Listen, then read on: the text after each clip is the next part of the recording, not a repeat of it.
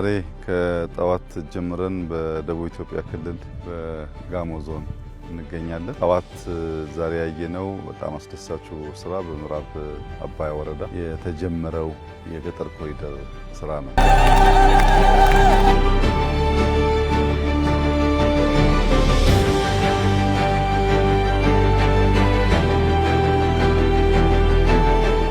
ምዕራብ አባያ ወረዳ ያየነው ቅድም ሞዴል የገጠር ኮሪደር ስራዎች ሙሉ በሙሉ የተገነቡት በአርሶ አደሩ ነው። እኛ የማሰልጠን የጡብ ማሽነሪ የማቅረብ አይነት ድጋፍ ከማድረግ ውጪ ሙሉ በሙሉ ወጪው የተሸፈነው ስራ የተሰራው አካባቢ አርሶ አደሮች ነው።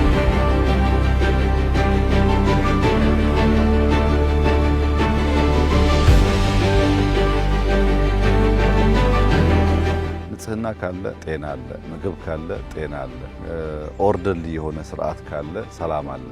እነዚህ ጉዳዮች ከፍተኛ ግምት ሊሰጣቸው ይገባል። የዜጎቻችን ሕይወት ይቀይራሉ፣ የአኗኗር ዘይቤያችን ያሻሽላሉ። ኢትዮጵያ ነው ለምናስበው ከፍታ ወደምናስበው መሻሻል የመውሰድ አቅም አለ።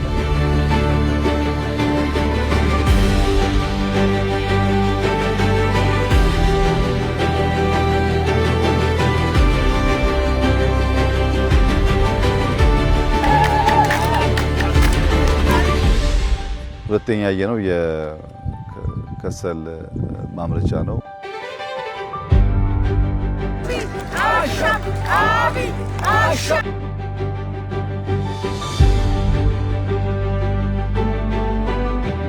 ጥቂት ዓመታት በፊት ለእኛ ኢንዱስትሪ ግብዓት የሚሆኑ ከሰሎች ከውጭ ሀገር እናስገባ ነበር።